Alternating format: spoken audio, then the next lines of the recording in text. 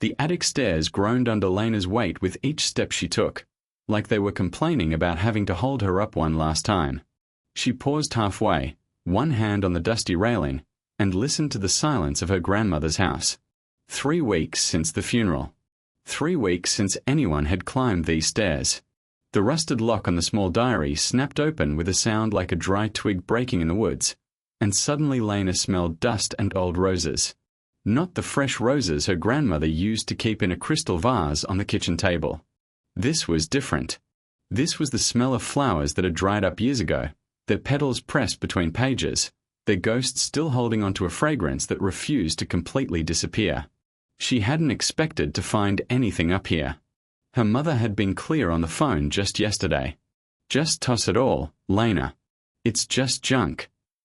But Lena couldn't bring herself to treat her grandmother's life like garbage. Not yet. So here she was on a Saturday afternoon in late September, wearing an old pair of jeans with a hole in the left knee, sweating through her grey t-shirt even though the attic had no windows that opened. The diary was small enough to fit in her palm, covered in faded blue fabric that might have been pretty once. There was no title, no name on the cover. Just that stubborn lock she'd broken with a little twist from a screwdriver she'd found on a shelf. She told herself she was being practical. What good was a locked diary to anyone? But her hands were shaking slightly as she opened it, and she didn't know why. The first page made her blink. The handwriting was hers. No question about it. That messy way her letters leaned to the right, the way she dotted her I's with little circles back in her teenage years. But the date in the corner stopped her cold. August 15th, 2008. 15 years ago. She would have been 19 that summer. Living at home between college semesters, working at the coffee shop on Main Street, saving up for a spring break trip she never ended up taking. She remembered that summer. Sort of. It was hazy now, like most things from back then. But she definitely did not remember writing this diary. Lena lowered herself onto a dusty wooden crate that creaked under her weight. A beam of late afternoon sunlight cut through a small circular window, and she watched dust motes dance in the light like tiny golden stars. She could hear birds outside, the distant sound of a lawnmower somewhere down the street. Normal sounds. Everyday sounds. None of them matched what was happening inside her chest. She flipped through a few pages, scanning entries about a boring shift at the coffee shop, an argument with her mother about coming home too late, a movie she'd watched on cable. Normal stuff. Boring stuff. But then her eyes caught a name she didn't recognize, and her fingers stopped moving. Sam took me to the lake tonight. We swam in the dark and the water was warmer than the air. He said my hair looked like moonlight. I laughed at him, but I couldn't stop smiling. I've never met anyone like him. Lena read the paragraph 3 times. Then a fourth. There was no lake near her hometown in upstate New York. Not one she'd ever swum in. And she definitely had never known anyone named Sam. She would remember a name like that. She would remember someone who compared her hair to moonlight. The attic felt warmer suddenly. Or maybe that was just her. She turned more pages, faster now, her eyes jumping from line to line. July 4th, watched fireworks from the roof of his truck. He held my hand so tight I thought he'd never let go. When the big ones exploded overhead, he kissed me, and I forgot there was anyone else in the world. Lena pressed her palm against her chest. Her heart was beating too fast. This wasn't right. None of this was right. She'd never watched fireworks from a truck roof. She'd spent July 4th, 2008 at her cousin's barbecue, eating burnt hot dogs and complaining about the mosquitoes. That much she remembered clearly. Didn't she? A floorboard creaked somewhere below, and Lena jumped like she'd been caught stealing. But it was just the house settling. Or maybe her imagination playing tricks. She looked down at the diary again, at her own handwriting spelling out words she couldn't remember writing, describing a boy she couldn't remember meeting. Sam says I think too much. He says I should just feel things without analyzing them. Maybe he's right. When I'm with him, I don't think at all. I just am. I just exist. And it's enough. Lena's eyes stung. She blinked hard and realized they were wet. When was the last time she'd just existed without thinking? When was the last time she'd felt that free? She was 34 now, engaged to Mark for 2 years, living in a perfectly nice apartment with perfectly nice furniture, working a perfectly fine job at the county records office. Her life was stable, safe, planned out until retirement. Nothing like this girl in the diary who swam in lakes at midnight and watched fireworks from truck roofs. She turned another page and stopped breathing. Asterisk August the 12th, 2008. I know I will marry him. Asterisk. The words sat there on the page, written in blue ink with a little flourish on the capital I. Certain. Confident. Absolutely sure in a way Lena hadn't been sure about anything since maybe ever. Marry him. Marry Sam. Her phone buzzed in her back pocket, and the vibration against her hip made her gasp.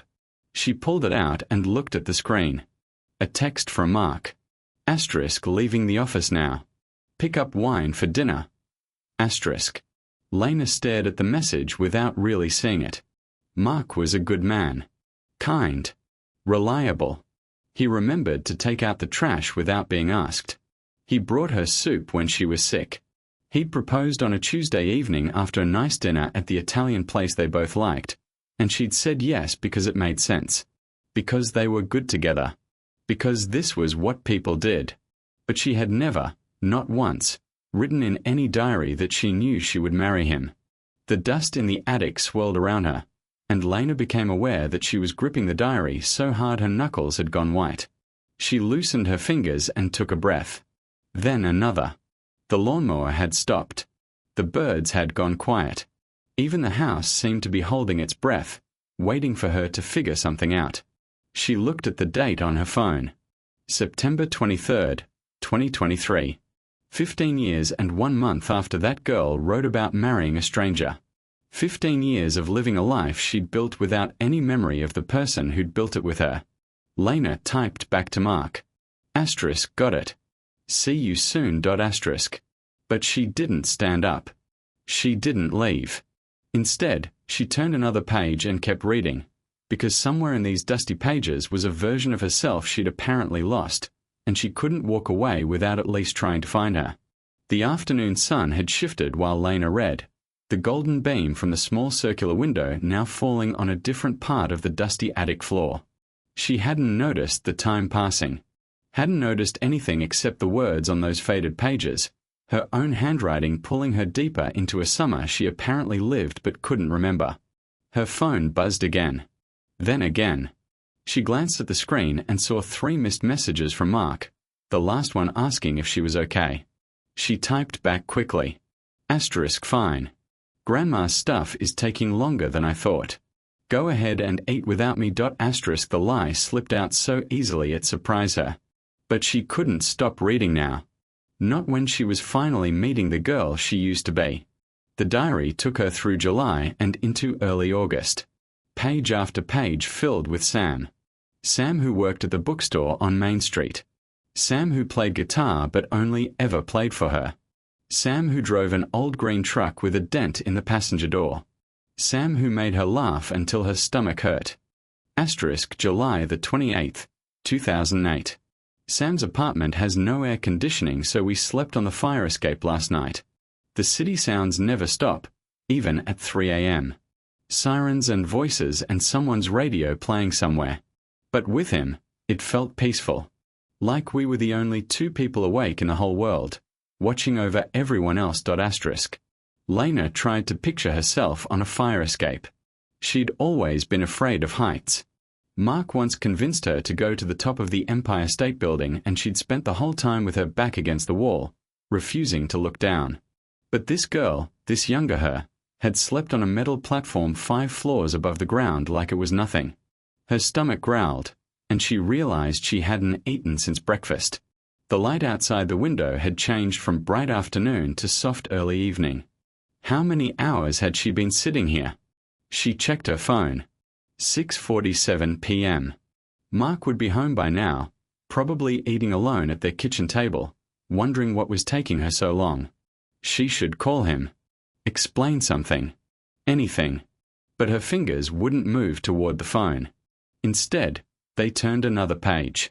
August the 3rd, 2008. Sam's mom invited me for Sunday dinner. Their apartment in Brooklyn is small, but she fills it with so much food you can barely move afterward. She kept squeezing my cheeks and saying I was too skinny. Sam just laughed and held my hand under the table. His family is loud and chaotic and perfect. I want this. I want them. I want him. Lena pressed her hand to her mouth. She remembered a Sunday dinner once, years ago, with a family in Brooklyn. A woman who squeezed her cheeks and called her Meja, and served rice and beans that tasted like heaven. She'd forgotten that. How had she forgotten that? The attic felt like it was spinning. She gripped the edge of the crate she was sitting on and closed her eyes, trying to pull the memory forward. There was a kitchen with yellow curtains. A little girl who showed off her dance moves. A man with kind eyes who kept reaching for her hand under the table. Sam. It was Sam. It had always been Sam. But why couldn't she remember his face? Why couldn't she remember how they ended? She flipped through more pages, desperate now, her fingers leaving small smudges on the paper. The entries got shorter toward the middle of August. Less detailed. Like something was changing. August the 15th, 2008. Something's wrong with me. I keep forgetting little things. Where I put my keys. What time I'm supposed to meet Sam. Yesterday I couldn't remember the name of his street and I've walked to his apartment 100 times. Sam says I'm just stressed. Maybe he's right. Maybe I need to sleep more. Lena read the entry twice. Her hands had started shaking again, a fine tremor that made the pages rustle. This was August 15th. The same date she'd seen on the first page, the one that made her realize this diary was hers. But now the words carried a different weight. Something was wrong with me. That's what she'd written. Something was wrong. The next page was dated August 18th. I went to the doctor today. Mom came with me because I got lost on the subway. Got lost. I've ridden that train 1,000 times. The doctor asked a lot of questions and did some tests. He said he wants to see me again next week. He used a big word I didn't understand. Mom's face went white when he said it. I pretended not to notice. Lena's throat tightened. She turned the page with trembling fingers. August the 22nd, 2008. The doctor explained it again today. There's a word for what's happening to me. A syndrome. Something about my memory. He said I might forget things. Big things. People. Places. He said there's no cure, but there are ways to manage it. I sat in his office and watched his mouth move and thought about Sam. What if I forget Sam? What if I forget how his hand feels in mine? What if I forget that I love him? The diary blurred in front of Lena's eyes. Tears she hadn't noticed falling landed on the page, making the ink smudge. She wiped them away quickly, terrified of damaging the words, of losing any piece of this story she was only just discovering. The next entry was the longest one yet. Dated August 28th, 2008. I made a decision today. The hardest decision I've ever made. Sam wants to get married. He asked me last night, down on one knee in his tiny apartment with the fire escape outside the window. He said he doesn't care about my memory. He said he'll remind me every day who he is. He said we'll make new memories together and that's all that matters. But I can't do that to him. I can't watch his face become a stranger's face over and over. I can't make him live through me forgetting him 1,000 times. I love him too much for that. So I'm leaving. Tomorrow morning. I'm going to stay with my grandmother upstate. She's the only one who knows. She promised to help me forget on purpose, to hide the memories so deep I won't even know they're there. She says it's possible if I really want it. If I really try. I do want it. I want to forget because remembering hurts too much. But here's the thing. Here's why I'm writing all of this down and giving it to Grandma to hide. If I'm reading this someday, if I'm holding this diary in my hands, That means the forgetting worked. That means I don't remember Sam. That means I don't remember how much I loved him. Asterisk. Asterisk, but it also means I'm still alive. I'm still here. And somewhere out there, Sam is still Sam. Asterisk. Asterisk, so if you're reading this, future me. If my plan worked and you have no idea who I'm talking about, find him. Please find him. I made a mistake. Leaving him was supposed to protect him, but maybe I was wrong. Maybe some loves are worth the pain of remembering. Asterisk. Asterisk, don't let me lose him forever. Asterisk. Lena closed the diary. Her hands were shaking so badly she could barely hold it. Outside, the sun had almost set, painting the attic in shades of orange and purple. Somewhere far away, she heard a train whistle blow. Her phone buzzed one more time. Mark again. She didn't look at it. Because now she understood. The diary wasn't just a record of the past. It was a message in a bottle from a girl who'd loved someone so much she'd chosen to forget him rather than watch him suffer. And that girl, that brave, broken girl, was asking for help. Lena stood up, her legs stiff from sitting so long. She tucked the diary carefully into her bag and walked toward the attic stairs. She had no idea where to find Sam. She had no idea if he'd even want to see her after 15 years of silence. But she knew one thing for certain. She was going to try. The drive back to her apartment took 47 minutes. Lena counted every single one of them. The diary sat on the passenger seat like a living thing, pulsing with secrets she was only beginning to understand. She kept glancing at it at red lights, half afraid it would disappear, half afraid it wouldn't. Mark was waiting in the living room when she walked in. He'd ordered pizza and saved her 2 slices. The box was open on the coffee table next to 2 wine glasses, one of them already empty. He looked up with that gentle smile she'd always found comforting, and for a second, Lena almost told him everything. Almost pulled the diary from her bag and spilled the whole impossible story. But then she looked at him. Really looked. At his careful way of folding the pizza box closed. At his socks that matched because he always made sure they matched. At the wedding magazines stacked neatly on the end table, their corners never bent, their pages never dog-eared. I was getting worried, he said. Everything okay at the house? Lena nodded, her throat too tight for words. She dropped her bag by the door, diary still inside, and sat on the opposite end of the couch. Not next to him. The distance felt wrong and necessary at the same time. Long day, she finally managed. Lots of stuff to go through. Mark accepted this easily. He always accepted things easily. That was part of the problem, wasn't it? He never pushed, never questioned, never made her feel uncomfortable. Their relationship ran on smooth roads with no potholes. Safe driving at the speed limit, always signaling before turning. The girl in the diary had ridden in trucks with no seatbelts, had slept on fire escapes, had loved someone so fiercely she'd broken her own heart on purpose to save his. Lena excused herself early, claiming a headache. In the bedroom, with the door closed, she pulled out the diary and read it again by the light of her phone. Every word felt more urgent now. Every page a countdown to something she couldn't name. The days that followed were a blur of going through motions. She went to work at the county records office, filed papers, answered phones, smiled at co-workers. She came home, made dinner with Mark, watched the shows they always watched, slept in the bed they shared. But she was a ghost in her own life, present but not really there. At night, when Mark's breathing settled into the deep rhythm of sleep, Lena would slip out of bed and sit in the bathroom with the door closed, reading the diary by the small night light. She memorized passages.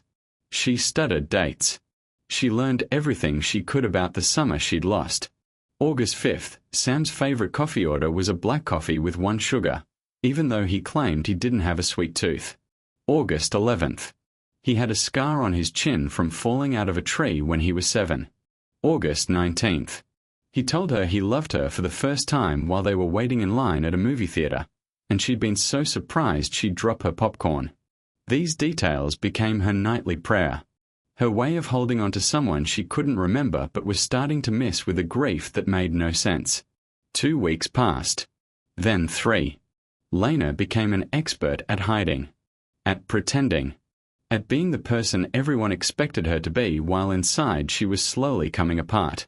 It was a Tuesday night in mid-October when the mirror moment happened. Mark was working late. Lena had the apartment to herself. She'd made tea but let it go cold, too lost in the diary to notice. The last pages were the ones she'd already read, the ones where her younger self explained her plan to forget, to disappear, to protect Sam from a future of being forgotten. Lena closed the diary and walked to the bathroom. She turned on the light and looked at herself in the mirror. The face staring back was 34 years old. There were fine lines around her eyes, a few grey hairs she'd been plucking, the slight softness around her jaw that came with settling into adulthood. She wore a comfortable sweater in a safe shade of grey. Her hair was pulled back in a practical ponytail. She looked like someone's reliable wife, someone's dependable co-worker, someone who would never sleep on a fire escape or swim in a lake at midnight or promise to love someone until she couldn't remember them anymore. But underneath that face, underneath the years of careful living and safe choices, was the girl from the diary. The girl who'd loved Sam. The girl who'd made an impossible choice because she thought it was the right thing to do. The girl who'd written a message to her future self, begging to be found. Lena gripped the edge of the sink and leaned closer to the mirror. Her eyes were the same as they'd been at 19. Same color. Same shape. But the light in them had dimmed somewhere along the way. She'd turned it down herself, dial by dial, year by year, until she was running on low beam without even realizing it. I killed her, she whispered to her reflection. I killed that girl. The words hung in the small bathroom, honest and brutal. Because it was true. Her younger self hadn't just forgotten Sam. She'd forgotten everything that made her who she was. The bravery, the passion, the willingness to feel things without analyzing them first. All of it, gone. And for what? For a safe life with a good man she'd never once felt the need to write about? For an apartment with matching furniture and a wedding date set for next June? For a future that looked exactly like everyone else's past? The bathroom felt too small suddenly. Too closed in. Lena turned off the light and walked back to the bedroom, but she couldn't sit still. She paced. She opened the diary to the last page again, reading the words she now knew by heart. Asterisk, don't let me lose him forever. Asterisk. But she had lost him. 15 years ago, by her own choice, she'd walked away from the only person who'd ever made her feel fully alive. And now she was engaged to someone else, building a life on a foundation she'd just discovered was cracked. The front door opened. Mark's voice called out, cheerful, tired from work. Honey, I'm home. Grab Ty from that place you like. Lena stood in the bedroom doorway and watched him set bags on the kitchen counter. He was humming. He always hummed when he was happy. He'd probably had a good day at the office, solved some problem, help some client.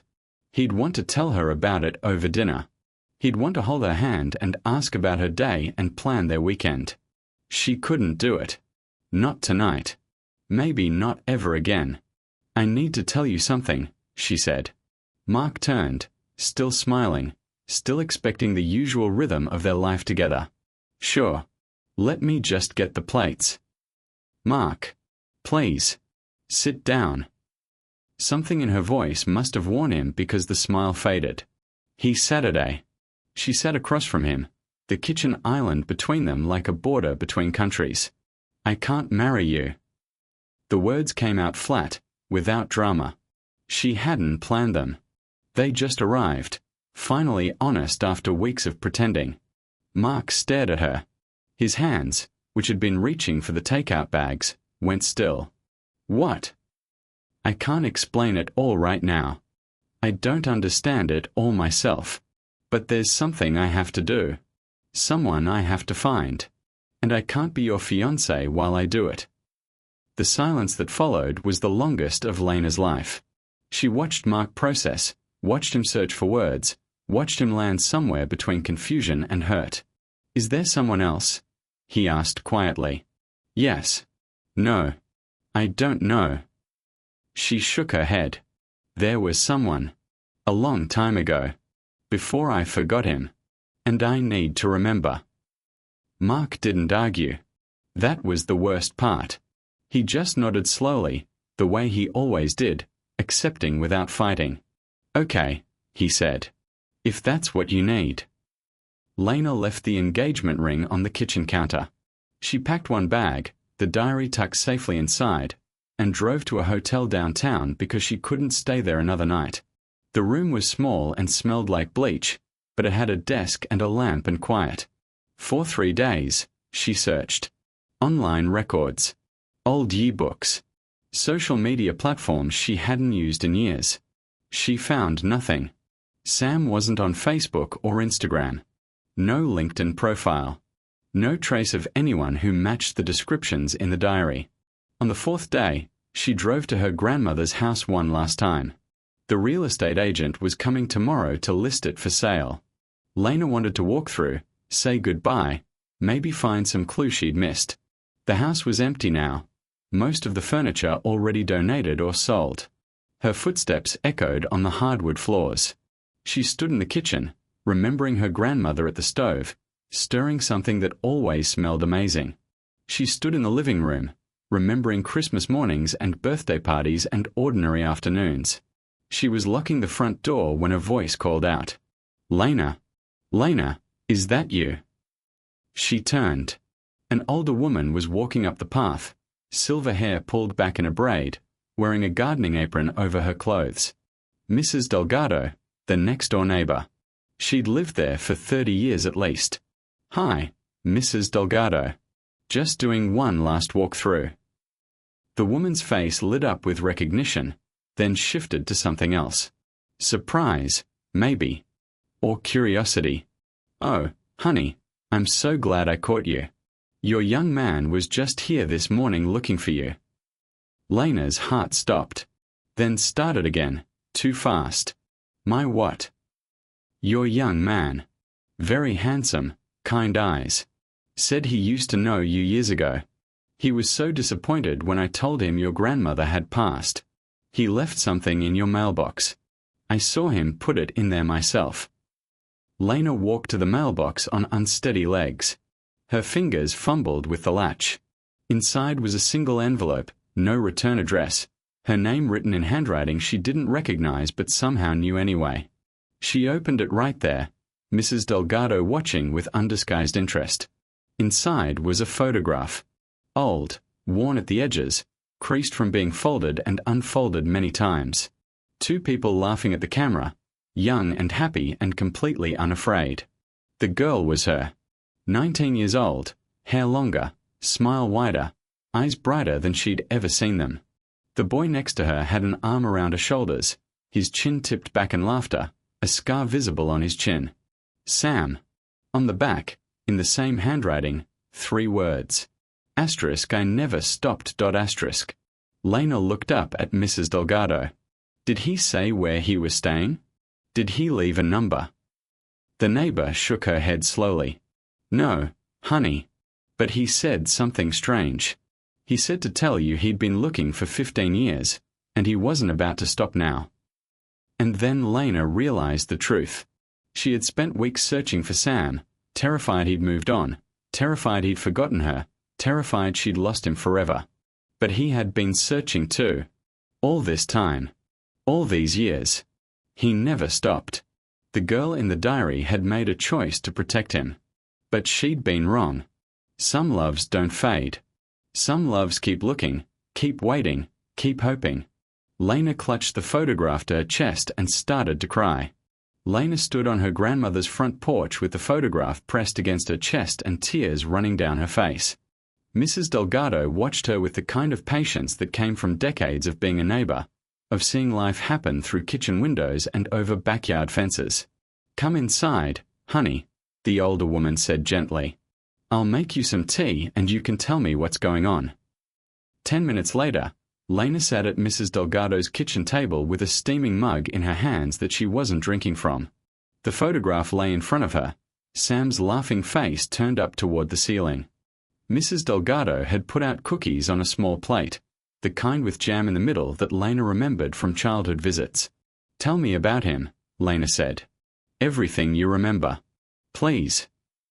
Mrs. Delgado settled into the chair across from her, wrapping her own hands around her mug. Well, he showed up this morning around 8:30.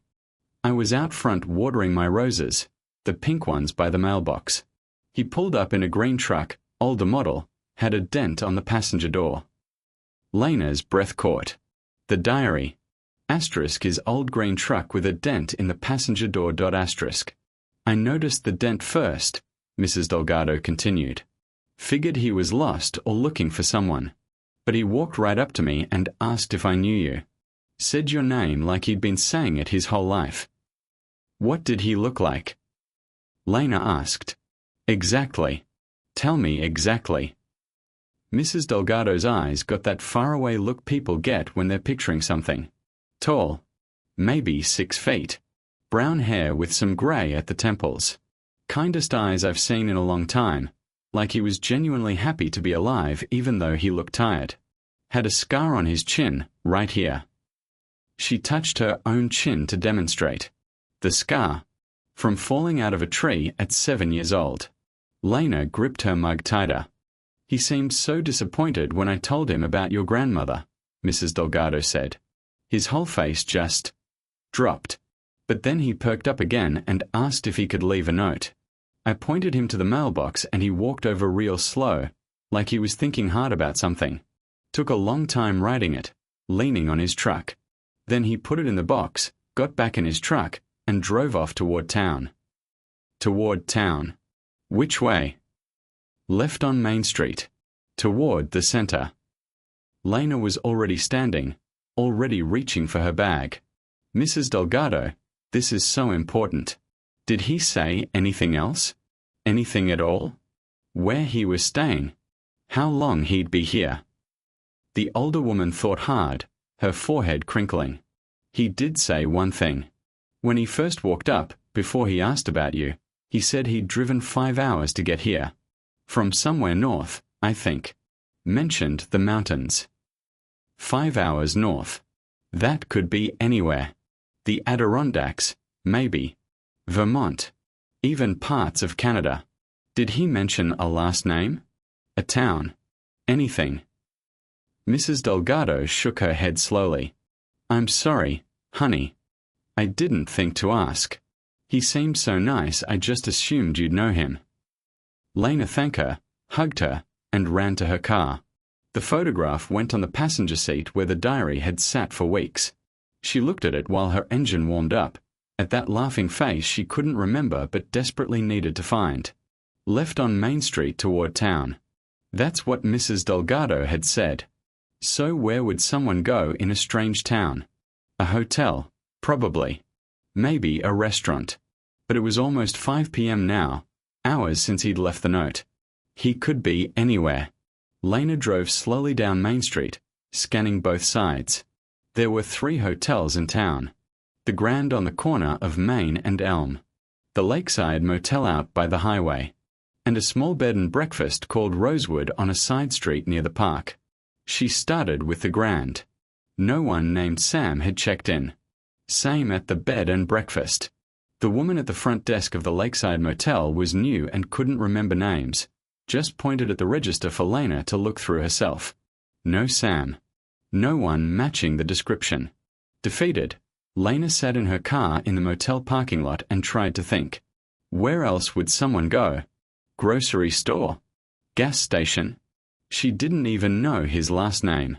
Didn't know anything except a scar on his chin and a dent on his passenger door. The dent. She looked up suddenly. If she couldn't find Sam, maybe she could find his truck. For the next 2 hours, Lena drove every street in town. The downtown area first, then the residential streets, then the outskirts. She checked parking lots at supermarkets and drugstores and fast food restaurants.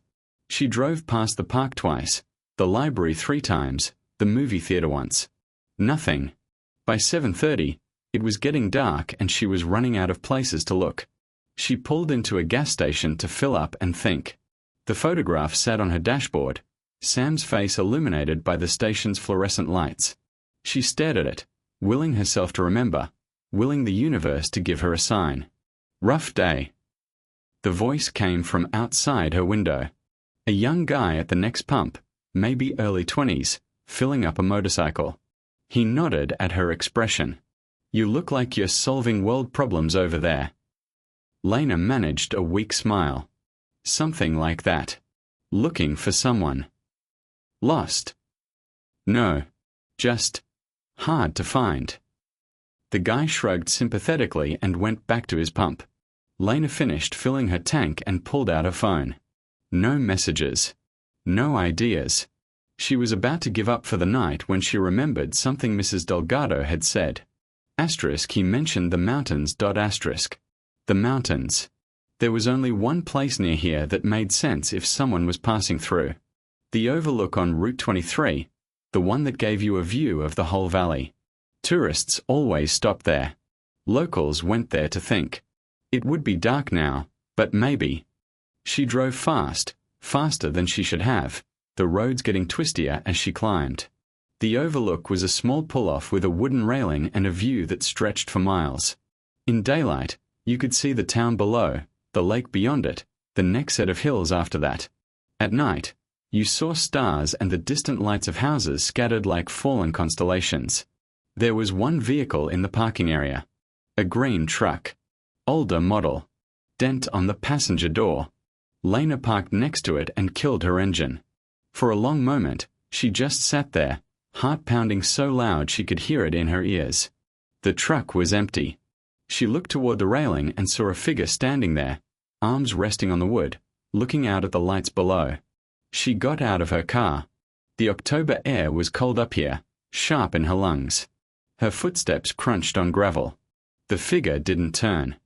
Maybe didn't hear her over the wind. She walked until she was close enough to see details. Brown jacket. Hands gripping the railing. Shoulders slightly hunched like someone carrying a weight. Sam. He turned. Slowly, like he was afraid of what he might find. And then his face caught the light from the distant town below, and Lena saw him clearly for the first time since she was 19 years old. Kind eyes. Scar on his chin. Grey at his temples she hadn't seen in the photograph. And an expression of such raw hope and fear mixed together that it made her chest ache. Lena. His voice was rough, like he'd been sitting in silence for hours. You actually came. She took another step closer. Then another.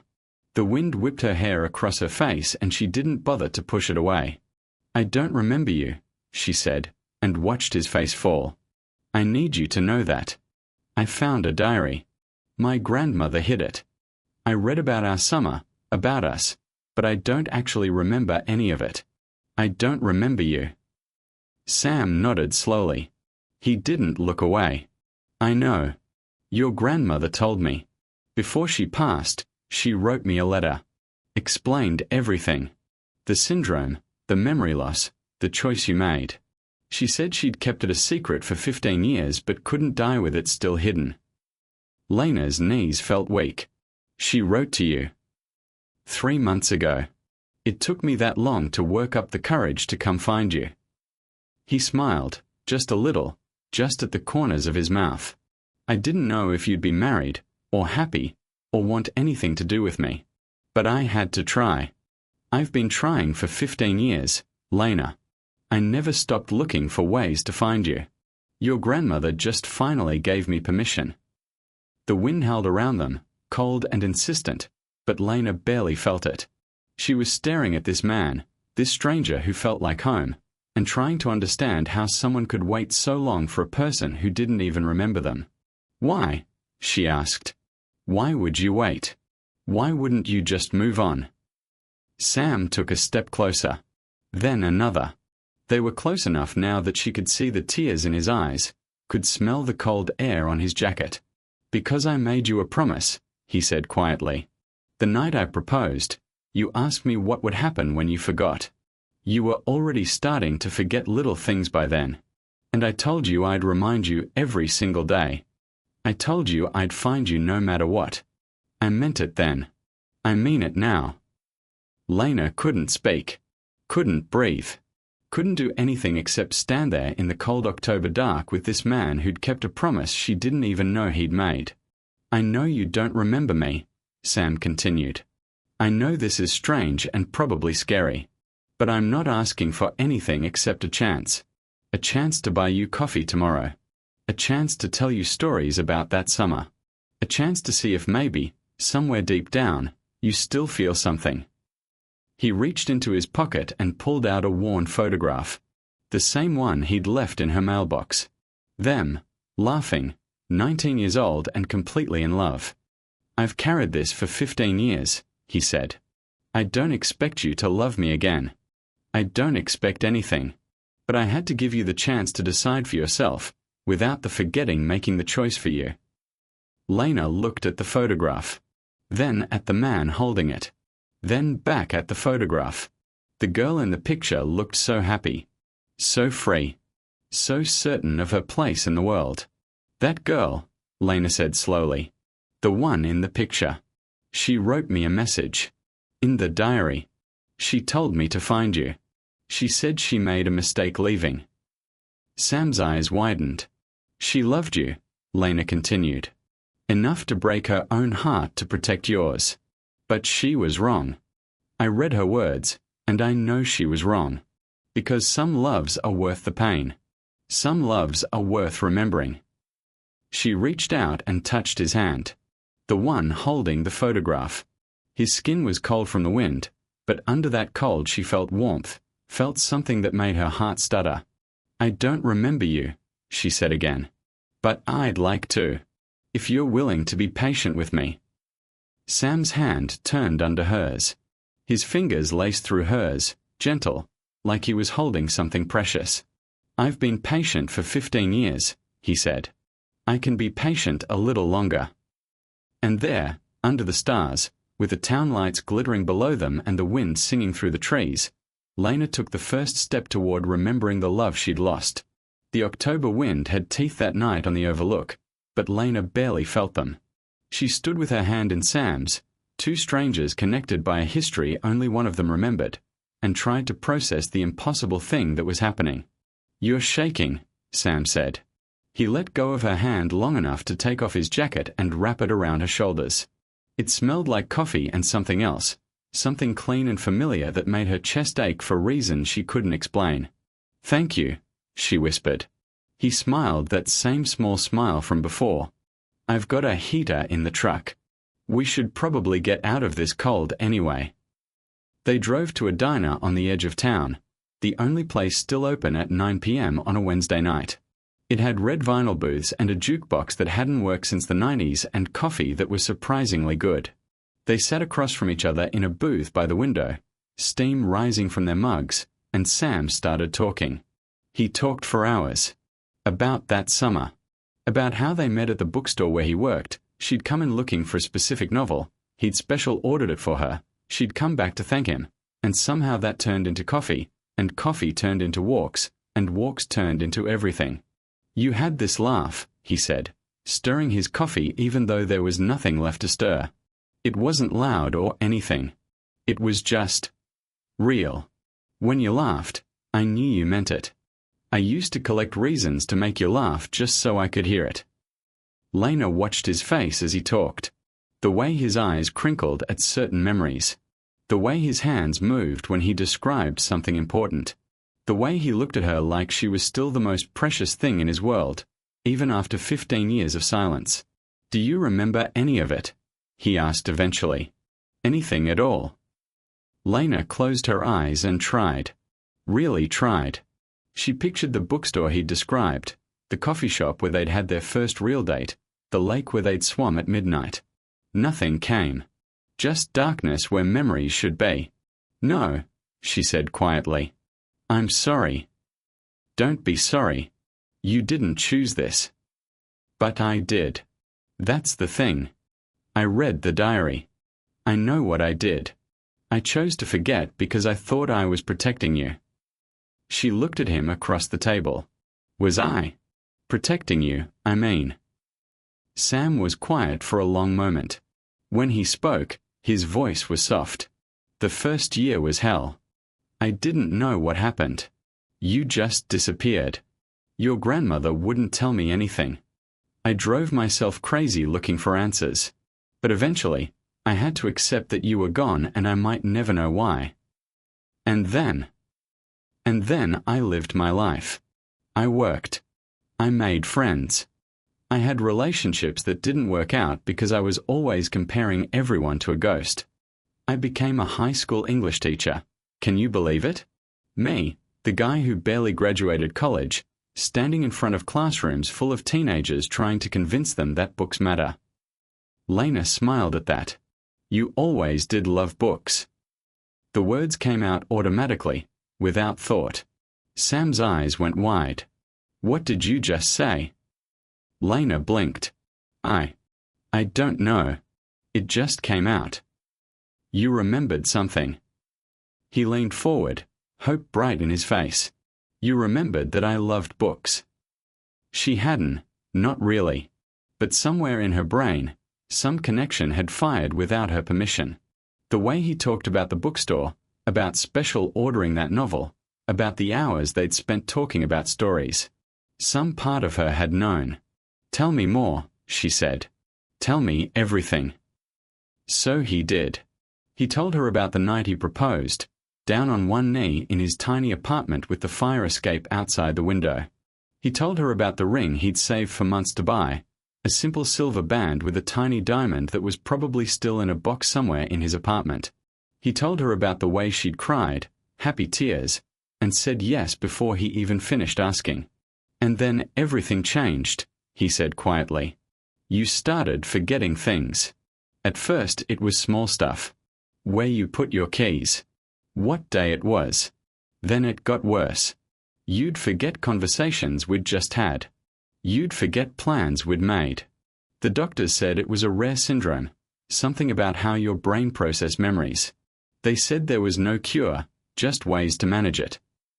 Lena nodded. She'd read all this in the diary, but hearing it from him made it real in a different way. I didn't care, Sam continued. I told you 100 times I didn't care. We'd make new memories. I'd remind you every day. We'd figure it out together. But you were so scared. Scared of losing yourself. Scared of making me watch it happen. I could see it in your eyes every time you forgot something important. He paused, took a breath. And then one day you were gone. Your grandmother called me and said you'd gone to stay with her upstate, that you needed space, that you'd call when you were ready. I waited. A week.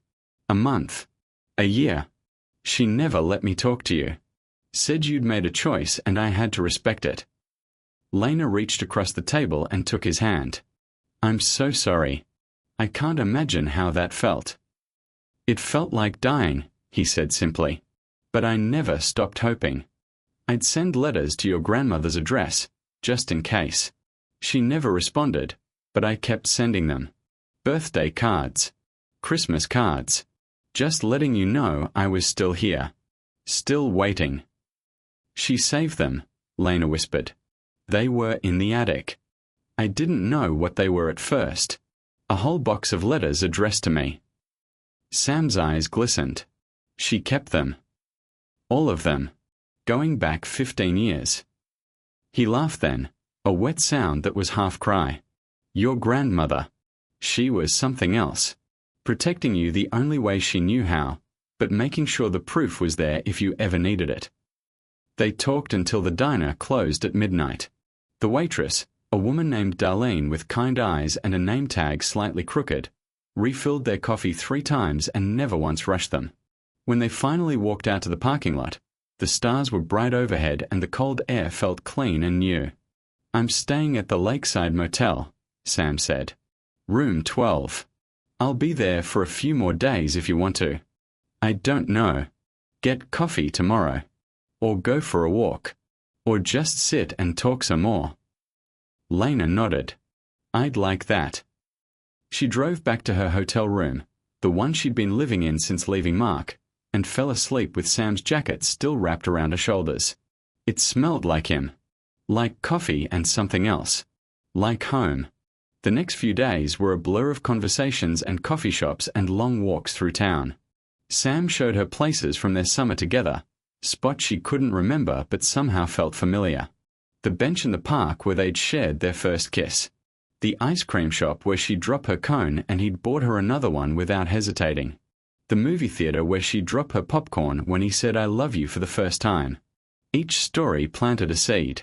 Each memory he shared became a small bridge between who she was now and who she'd been then. And slowly, so slowly she almost didn't notice it happening, Lena started to feel something. Not remembering exactly. More like recognition. Like coming home to a place you haven't seen in years but still know in your bones. On the fourth day, they drove to the lake. It was smaller than she'd imagined, surrounded by trees just starting to show their fall colors. The water was grey-blue under an October sky, calm and quiet. "We swam here at midnight," Sam said. "You were scared at first. Said the water felt like it was hiding things. But I held your hand and we jumped in together, and after that you said it was the most alive you'd ever felt." Lena stood at the water's edge and closed her eyes. She pictured it. Two people, young and brave and completely in love, jumping into dark water under a sky full of stars. She could almost feel the cold shock of it, the thrill, the absolute trust of holding someone's hand in the dark. "I think I remember," she said softly. "Not the moment, but the feeling, the trust." Sam came to stand beside her. "That's more than I hoped for." She turned to look at him. Really look. At the grey in his hair that hadn't been there before. At the lines around his eyes that came from years of smiling through heartbreak. At the way he looked at her like she was still the most precious thing in his world. "I don't know if I'll ever remember everything," she said. "The doctors say the memories might never come back. The syndrome, the way it works, some things are just gone." Sam nodded. "I know. But I also know that the girl in that diary, the one who loved you so much she broke her own heart to save yours, she wasn't wrong about everything. She was wrong to leave without giving you a choice. But she was right about one thing." "What's that?" Lena reached for his hand. "That some loves are worth fighting for. Even when it's hard. Even when it hurts. Even when you have to start from scratch and build something new out of the ashes of something old." Sam's hand tightened around hers. "Are you saying?" "I'm saying I don't know what happens next. I'm saying I'm scared and confused and still don't remember most of what we had. But I'm also saying I want to try. If you're still willing." He pulled her close then, right there by the lake where they jumped into darkness together 15 years ago. His arms wrapped around her like he'd been waiting his whole life to hold her again. And maybe he had. "Willing," he whispered into her hair. "I've been willing since the day I met you." 1 year later. A small kitchen in a small house on a quiet street. Sunlight streamed through the window onto a counter cluttered with the evidence of a life being lived. A jar of wildflowers, fresh picked that morning. 2 coffee mugs, one with lipstick on the rim. A plate with crumbs from the blueberry muffins they'd shared for breakfast. And a diary. Blue cover, faded, the rusted lock long since broken. It lay open on the counter next to the flowers, pages fluttering slightly in the breeze from the open window. Lena stood at the stove, scrambling eggs, humming a song she couldn't name. Behind her, footsteps approached. Warm hands settled on her shoulders. Lips pressed against her hair. "What are you making?" Sam asked, his voice still rough with sleep. "Breakfast. Figured you'd be hungry after that run you went on." He peered over her shoulder at the eggs. "Smells amazing." Then his eyes caught the diary on the counter. "Writing more this morning." Lena glanced at the open pages. "Yeah. I want to remember this. Today. This ordinary perfect Tuesday.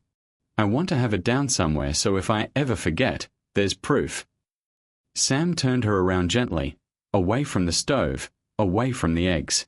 He looked at her with those kind eyes that had been looking at her for 16 years now, through forgetting and finding and everything in between.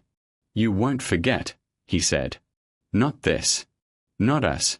Not anymore." "I might. The doctors said it could happen again. The syndrome, it doesn't just go away." "Then I'll remind you." He smiled, that same smile from the photograph, the one that crinkled his eyes and made her heart do things she couldn't explain. Every single day, however many times it takes. Lena stood on her tiptoes and kissed him, soft and sweet and full of promise. "Tell that girl," she said against his lips. "The one in the diary. Tell her we made it." Sam pulled back just enough to look at her, confused. "What?" Lena nodded toward the open diary. "I was writing to her this morning. My younger self. The one who was so scared and so brave and so sure she was doing the right thing. I wanted her to know that it all worked out. That he waited. That we found each other. That she didn't ruin everything by leaving." Sam walked to the counter and looked down at the open pages. Fresh ink, still drying. Lena's handwriting, unchanged after all these years. Words of love and hope and gratitude directed at a girl who'd made an impossible choice. He picked up the pen lying next to the diary. At the bottom of the page, below Lena's words, he added his own. Asterisk, thank you for coming back. I kept the light on asterisk. Lena read it over his shoulder and laughed, that real laugh he'd spent his youth collecting. The eggs started to burn. Neither of them cared. Outside the window, roses bloomed in the garden. The same kind her grandmother used to grow. The same kind that had filled the attic with their ghostly fragrance the day this all began. Only now they weren't ghosts. They were alive, real, right there in the sunlight. The diary sat open on the counter, past and present meeting on its pages. A reminder that some stories don't end when you think they do. Some stories wait, patient as stars, for the right moment to begin again. And in a small kitchen on a quiet street, two people who'd lost each other and found their way back shared burned eggs and coffee, and the kind of ordinary morning that feels like a miracle when you know how easily it could have never happened at all.